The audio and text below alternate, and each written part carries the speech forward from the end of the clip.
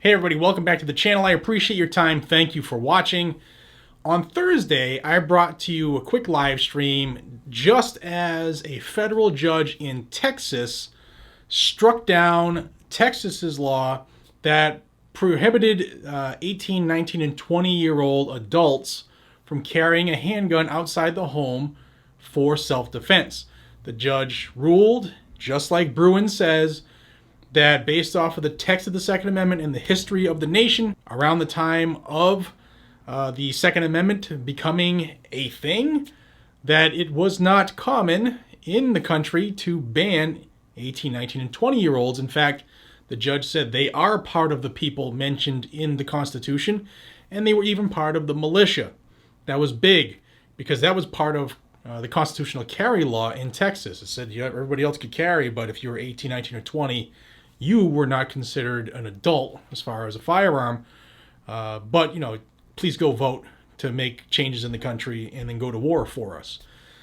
Well, that was Thursday, and today, that same ruling in the Andrews versus McCraw case, today was submitted in a lawsuit in Florida challenging Florida's ban on 18, 19, and 20-year-olds to purchase handguns. On screen is the letter that was submitted in the case, NRA versus Swearingen, and that case asks whether Florida can constitutionally ban the sale of firearms to those adults between the ages of 18 and under 21. We know that the Second Amendment secures the individual right to keep and bear arms for self-defense, but Florida, like other states, decided to just pick and choose and create a second class of adults. So this was filed today in the 11th Circuit, the U.S. Court of Appeals. It was filed with David J. Smith, the clerk of the court, and the letter says, "Dear Mr. Smith, in Firearms Policy Coalition versus McCraw, the Southern District of Texas enjoined Texas's law prohibiting young adults from carrying a firearm outside the home. The court's opinion confirmed that young adults come within the Second Amendment's protections and that banning young adults' rights to purchase or carry a firearm is inconsistent with this nation's historical tradition of firearms regulation. The court first held that law-abiding 18 to 20-year-olds are part of the people mentioned in the Second Amendment. The court then held that the Second Amendment's plain text covers young adults' Second Amendment rights. The history and tradition of the Second Amendment, including who historically comprised the militia, confirms the court's reading of the plain text. A restriction like Texas's handgun carry ban and Florida's purchase ban that hinges solely on a person's age is not presumptively constitutional because it is neither akin nor relevantly analogous to banning felons or the mentally ill or conditions or qualifications on the commercial sale of arms. Finally, the court held that Texas could not meet its burden to affirmatively prove that its firearms regulation is part of the historical tradition that delimits the outer bounds of the right to keep and bear arms. Texas, just like Florida, relied heavily on the age of majority at the time of the founding. The few state laws that restricted the ability of persons under 21 to purchase or use particular firearms, and the historical analysis set forth in NRA versus ATF. The court rejected Texas's evidence as insufficient and ATF's historical analysis as unpersuasive.